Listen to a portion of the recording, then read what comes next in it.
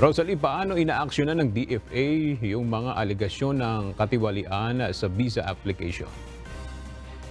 Aga, tiniyak ng Philippine Department of Foreign Affairs o DFA na may sistema itong umiiral upang masiguro ang integridad at mapanatili ang maayos na pagproseso ng visa.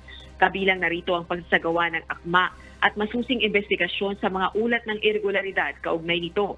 Ayon sa DFA, hindi nito pinahihintulutan ng katiwalian sa visa at consular services sa Philippine Foreign Service Post.